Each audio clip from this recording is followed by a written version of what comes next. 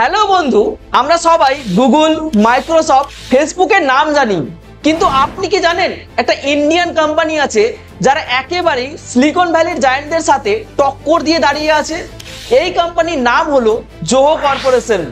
আজকের এই ভিডিওতে আমরা জানবো কিভাবে এক ছোট্ট শহর থেকে শুরু করে আজ জোহো হয়েছে এক গ্লোবাল সফটওয়্যার পাওয়ার হাউস, আর কেনই বা এটাকে ইন্ডিয়ার সাইলেন্ট আইটি রেভলিউশন বলা হয়। জোহোর গল্প শুরু হয়েছিল 1996 সালে চেন্নাইয়ের এক সাধারণ পরিবারের ছেলে শ্রীধর ভেম্বু আর তার ভাইয়ের হাত ধরে।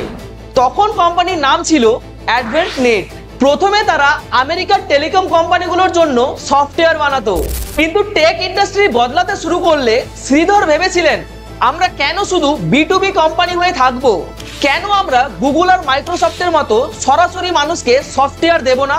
এই চিন্তা ভাবনা থেকে জন্ম হলো জোহো অফিস স্যুট, যেটা মাইক্রোসফট অফিস আর গুগল ওয়ার্ক স্পেসের ইন্ডিয়ান বিকল্প।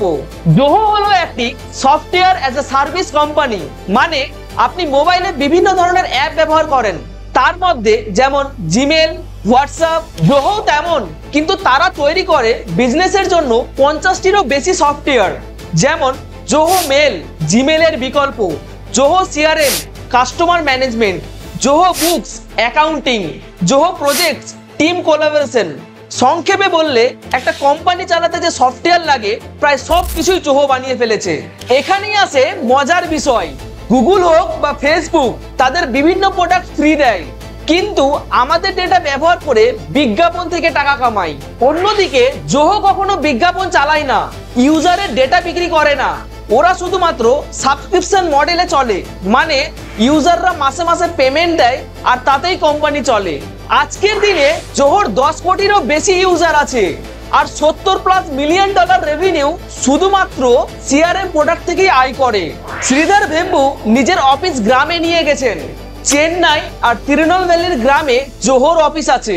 তার মতে ইঞ্জিনিয়াররা শুধু সিলিকন ভ্যালিতেই জন্মায় না, ভারতীয় গ্রামেও তাদের তৈরি করা যায়। জোহো কখনো একটাও ভেঞ্চার ক্যাপিটাল বা বাইরের কোনো ইনভেস্টমেন্ট নেয়নি, পুরো গ্রোথ হয়েছে নিজের টাকায় নিজেদের কাস্টমার থেকে। এটা টেক দুনিয়ায় খুবই বিরল, তাও আবার খুবই কম সময়ে। জোহো শুধু ইন্ডিয়া না, 180+ দেশের মানুষ ব্যবহার করে।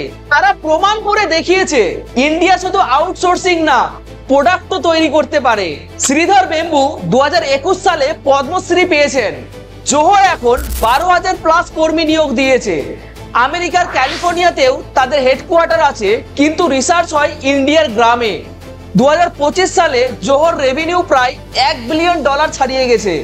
কিন্তু প্রশ্ন হলো, জোহো কি গুগল বা মাইক্রোসফটকে হারাতে পারবে? চ্যালেঞ্জ অনেক বড়, কারণ এই জায়ান্টদের আছে $1 বিলিয়ন মার্কেটিং বাজেট।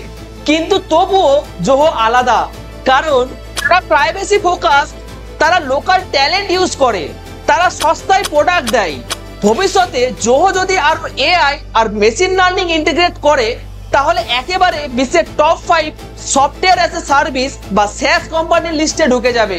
প্রিয় বন্ধু, জোহো আমাদের শেখায় সফল হতে গেলে সিলিকন ভ্যালি যেতে হবে না, গ্রাম থেকেও বিশ্ব জয় করা যায়। শ্রীধর ভেম্বুর মতো মানুষরা দেখিয়ে দিয়েছেন আসল শক্তি হলো ভিশন এবং ডেডিকেশন।